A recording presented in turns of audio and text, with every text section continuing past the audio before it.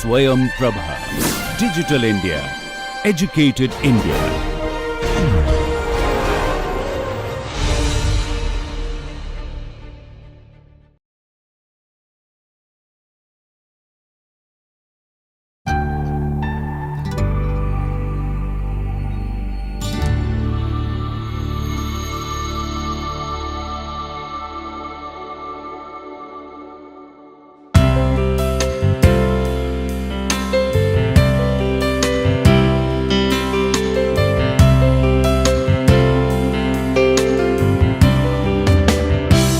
Namaste, hello everyone.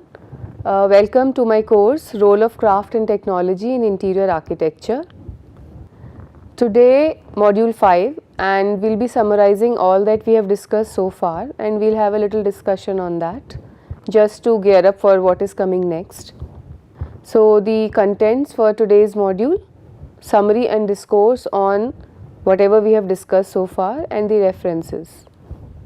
So we began with defining the term interior architecture, understanding what it means, how did it evolve and what is its importance. So we had the focus module discussing all that, and through that module we could gather that there were certain uncertainties in this term interior design, which led to the emergence of this new terminology interior architecture. It emerged in 1970s, and the theory of interior architecture focuses that it is crucial to know and understand that designing interior spaces is not just about treatment and decoration. It involves much more. That is why a more comprehensive term like interior architecture was coined and developed. So it's not only about treatment or decoration, it's not just about 2D, it's not about surface, but it's about a coherent term which is used for architecture and interiors, and it really needs to be understood in current architectural education and design practices. So we established this understanding. We also came to know why is it important to talk about interior architecture. Then we went further ahead and we saw a few prestigious projects to understand what is interior architecture all about, and how does one comprehensively understand its applications and elements. So we saw many projects. We began with the Jewish Museum Berlin, which is a very famous project, and we tried to understand the spaces and interior architecture. Then we also saw some award winning projects which have been recognized by AIA. So we saw projects like offices for digital marketing firm Barbarian Group. We saw the Louisiana State Museum. Then we also saw the office building for Errant Fox, a project in California, Crystal Bridges Museum of American Art. We also saw the Illinois State Capitol West Wing Restoration Project, then the National September 11 Memorial Museum in the New York City. Another one was Newport Beach Civic Center and Park. All these were very interesting, and I'm listing it down so that we can just refresh our memories and we can glance through them once again. There were a few other projects that focused majorly on the materials, the light and the ambience which is created. So it gave us a fair idea of what we are dealing with.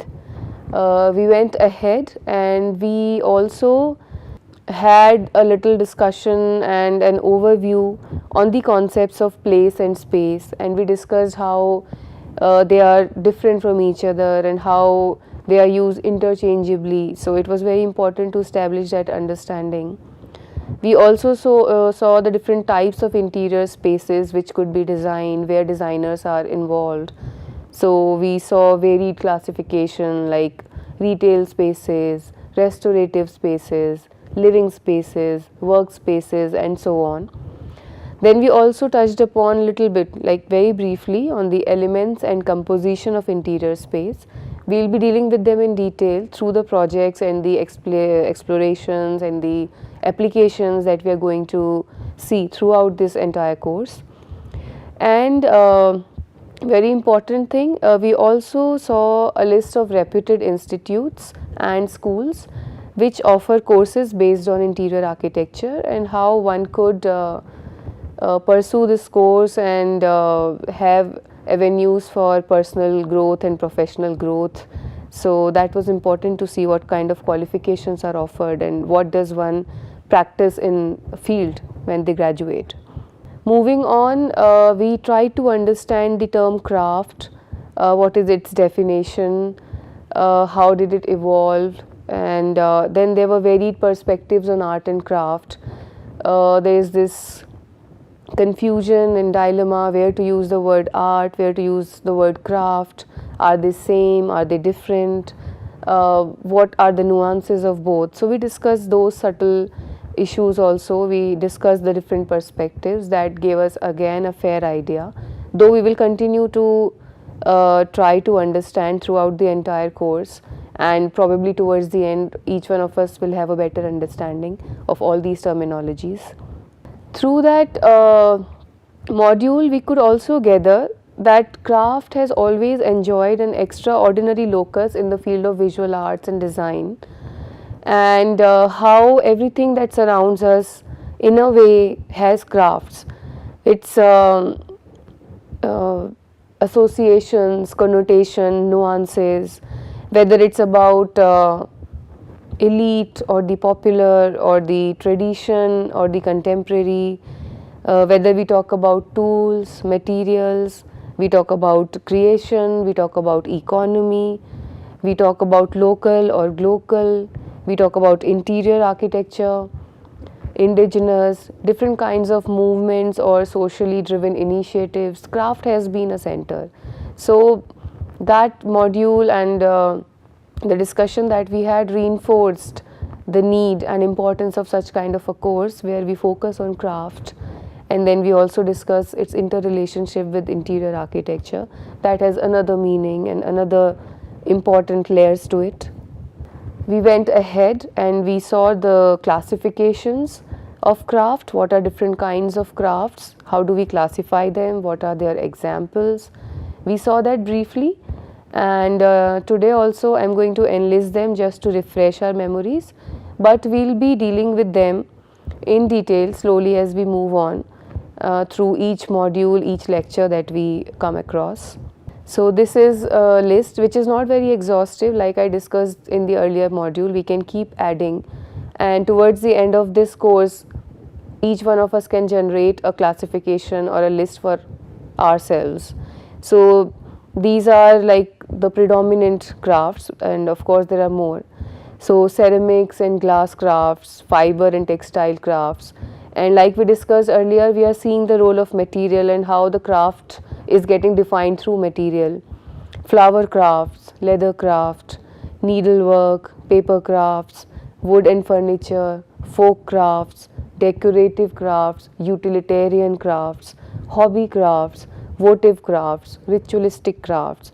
So these are varied classifications, and yes, now we can add the word architectural crafts, building crafts, since we are talking about the interrelationship of craft and interior architecture. So we can keep on adding to this list as and when our understanding is enhanced and as we go through this course.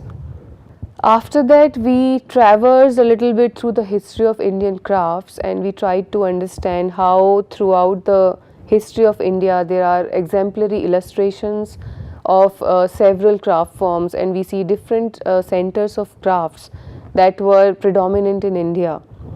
So if we see this infographic, the different periods throughout our history, Kushan period, medieval period, Gupta period, and so on, we see that there is a predominance of certain art and craft forms. They were patronized by the emperors or the people who dwelled at that time, and then they were flourished. We see a lot of their examples in built forms also. We see their examples in jewelry, attire, products. So this gives us a fair idea how India has been a great center of art and craft and interior architecture forms. So for example, there were sculptures, there were textiles, there were metal works if we talk about Kushan period. Gupta period has been known as the golden age of arts and craft. We see a lot of handicrafts, inlay work, glass engraving. We also see rock cut architecture and cave architecture, Ajanta and Ellora caves. We see the techniques like enameling. Then in the medieval period there was a mention of pottery, weaving, woodcraft, carving. So another important thing here, this graphic shows Indian handicrafts, they date back to almost 5,000 years. So there already has been existence and predominance of art and craft forms, and we see it all around us, even in the spaces where we live. So whatever this course deals with is already what has been in practice and existence. It's just that we are realizing that glory of late, and we are talking about it more in terms of their continuity and more in terms of their contemporary expressions. And since we take pride in these traditional knowledge systems, many people, many designers are trying to revive these forms, bring them back, saving them from extinction. So again, like modern period also saw the sculptures, and very important point, more than 84,000 stupas were built at that time. So it's another example where interior architecture, the spaces that we live in, were given so much importance, and the craft skills of the people and the community and the sthapatis, sompuras were incorporated. A beautiful temple architecture was created, or stupa was created, or a rock cut piece was created. So these are the examples that we see from history. Indus Valley civilization, which is known for its science and rigor and so much advancement, that also has a lot of mention of different materials like terracotta, stone, metal. There were techniques of weaving, they made sculptures, jewelry. Vedic age is also very popular for different art and craft forms. So this gives us a glimpse and reinforces, it enhances the need of this kind of a course and importance of such kind of interrelationships. We also saw very briefly few craft maps of India. We can have them in detail sometimes. Like if I discuss this handloom cluster map of India, we can see over here there are different kinds of handlooms that India is very proud of, and the master craft persons and the craft persons communities have been indulged in, and they have been awarded several times for the remarkable work. So if we see over here Nagaland, we know it is known for the Naga shawls. Bhagalpur silk of Bihar is very famous. Banarsi saris of Uttar Pradesh are very famous. We have Kullu shawls from Himachal Pradesh. Jammu and Kashmir is very famous for Pashmina shawls. We have Kota saris from Rajasthan. So there are different clusters, there are mega clusters, there are clusters within that, and there are several artisans and craftspersons communities who painstakingly do this work also as their day-to-day job to earn money. But initially it was done for utility, it was also done as part of aesthetics, as part of our daily lives, what we wore. There is an exhaustive mapping, and we see a lot of art and craft forms, we see a lot of handloom clusters throughout India. If we go down south, here also we see a lot of examples. So we have these famous Pochampalli saris here in Andhra Pradesh. Down south we have very famous Kanchipuram saris. We have Kutch shawls from Gujarat. So there are a lot of clusters in Chhattisgarh which are known for the handlooms. So there are different examples. This was just dealing with the handloom. So we have a lot of craft maps for handicrafts. We have craft maps for various other kinds of art and craft forms. Several craft maps you will find if you come across certain books, the works by Jaya Jetli, and some websites, they'll show you the art and craft forms. Maybe few more we will see later. This is a very interesting map. This is again a craft map. It is developed by Jaya Jetli ji, and this is the craft map of Uttarakhand, which was formerly known as Uttaranchal. So this is a very creative, colorful, interesting map that gives the glimpse of culture of Uttarakhand, people of Uttarakhand. It talks about its art forms. So we see over here the famous Apan art of Uttarakhand, and the different kinds of chowkis and their significance, what are they meant for, what are the belief systems of people, why have they been practiced for so long. We see the important motifs, we see the Jeev metrikas, we see the gods and goddesses, and the different important and crucial defining factors of Uttarachal as a geographical location, as a place, as a state. So these are interesting craft maps that have been developed, and they have been showcased at different platforms where India is represented. Moving on, we also saw certain movements in history of art and crafts, and we also had a little glimpse of what are the current challenges that the craft sector is facing. So talking about the movements, one of the previous slides described that craft has always been a center of socially driven initiatives. So it has been associated with many movements and reforms. Now, to give a very brief, art and craft movement emerged in response to the Industrial Revolution. So when Industrial Revolution came, the focus was machine made. Everything was getting made by machine, and the handmade took a back seat. So all the skills that our artisans had, the communities practiced, and the things that were getting made through hands, they were not encouraged, and everything was taken over by the machines. So there was a group of people, scholars, artists, craft persons, they realized that everything is becoming robotic, there is no aesthetic involved. So art and craft movement came as a response to this, and then it encouraged the handmade.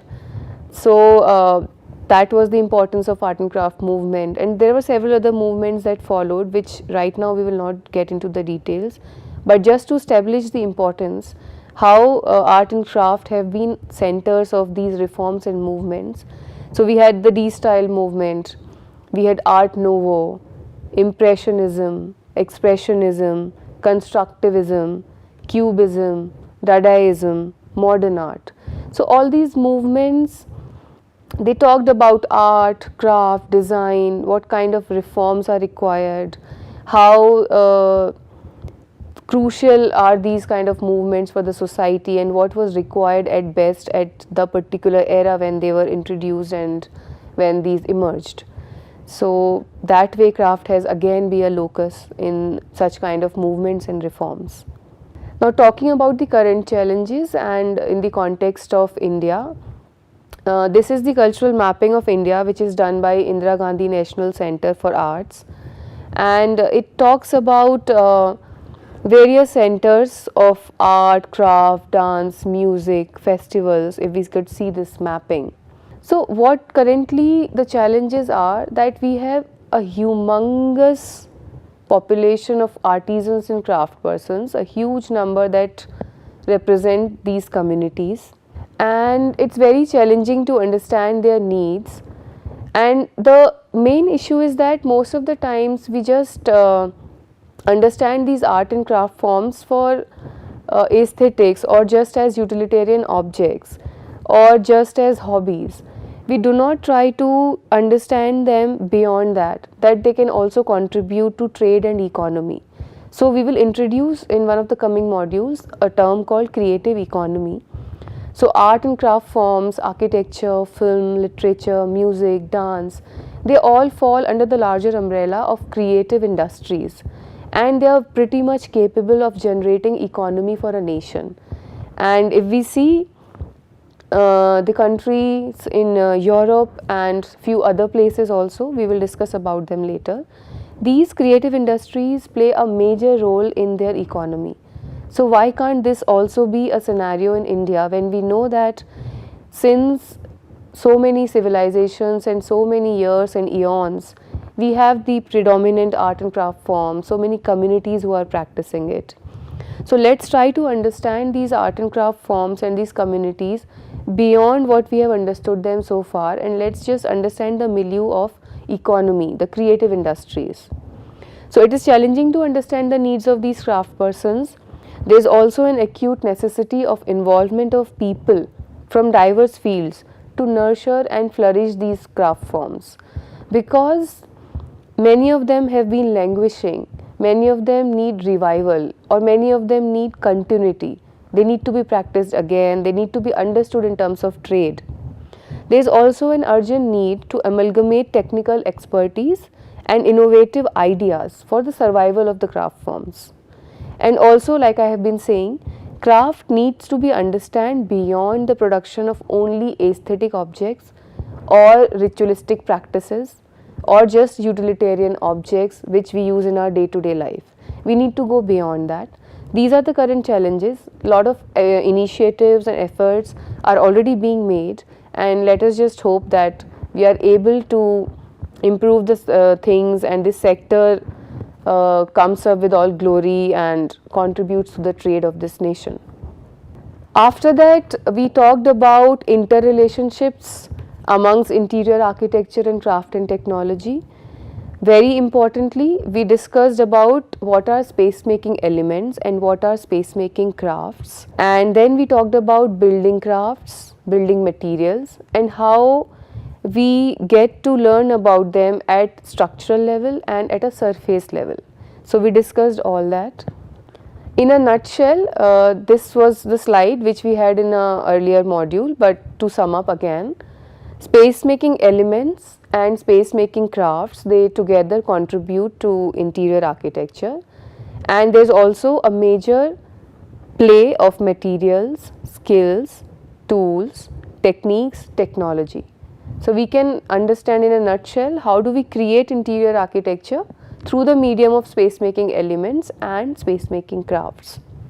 We also discussed this chart, which is again borrowed from DICRC at CEPT University, and we try to understand what are space making elements, how can we classify them at architectural level, interiors and ornamental.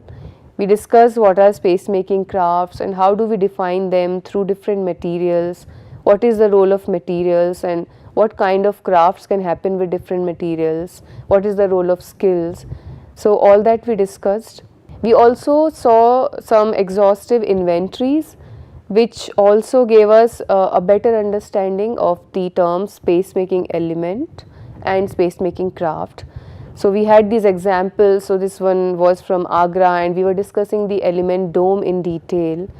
So not just construction, also symbolism, also the narratives and what are the associations and meanings. So this was the inventory for craft. This is one example I have put in today's summary. We also discussed about carving, how it is done, what are the types, and here the material is stone and the carving is done on stone. So we are again defining this craft of carving through stone as a material. So the craft is stone carving, and we see these exquisite carvings with different variations, different motifs, different depths and different meanings and narratives again.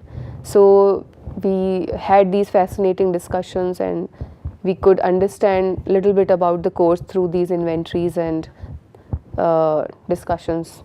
This again, to sum up, I have repeated this slide. So we have this larger sector of building crafts or the crafts that contribute to the construction industry. So all of these crafts like traditional craft, handicrafts and handlooms, heritage crafts, digital crafts, all of them contribute to this larger sector. And building crafts again could be defined through different materials and techniques. So we have woodcraft, again we have wood carving or furniture making.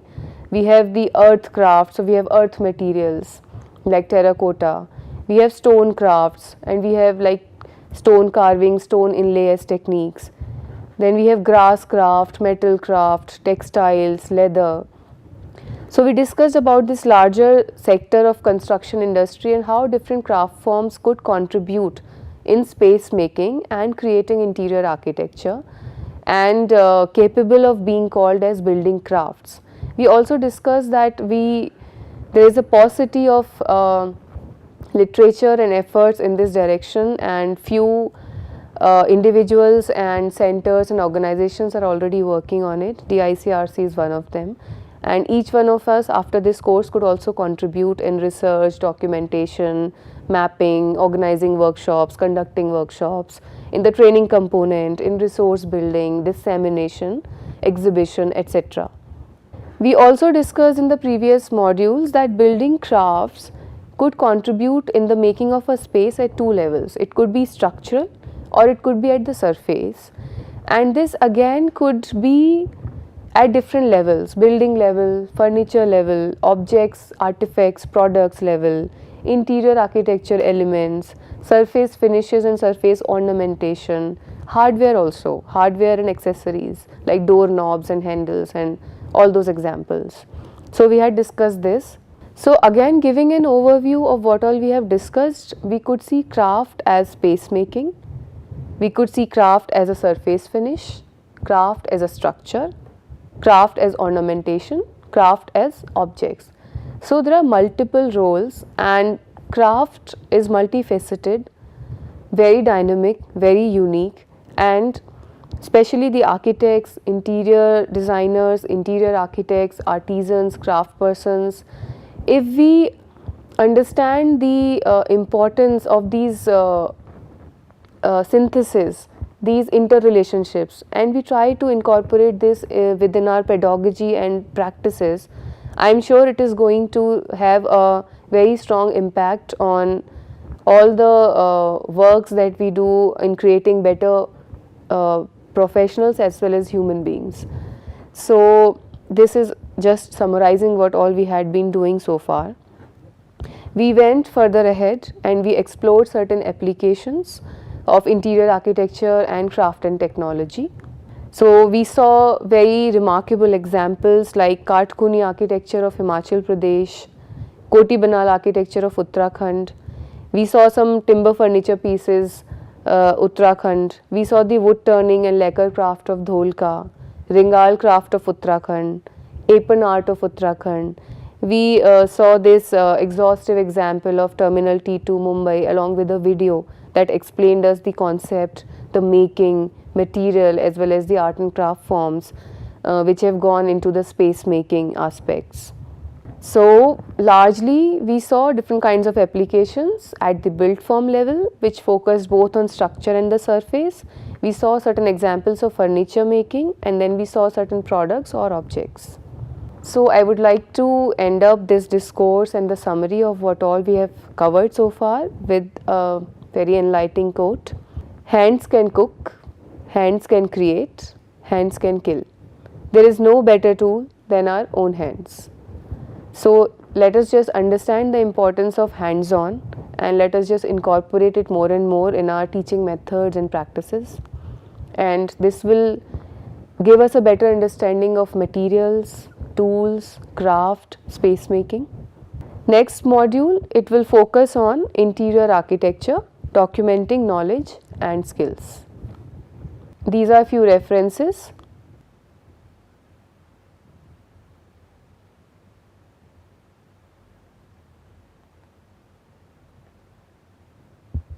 This is the summation of all the references so far I have put in all the modules which have been covered. It's an exhaustive list and it will give a lot of food for thought and very good readings. It covers varied topics and discussions, be it craft, interior architecture, narratives, or about concepts of space making, elements of space making, paradigms of Indian architecture. So different readings and very interesting and comprehensive works. That's all for today. Thank you.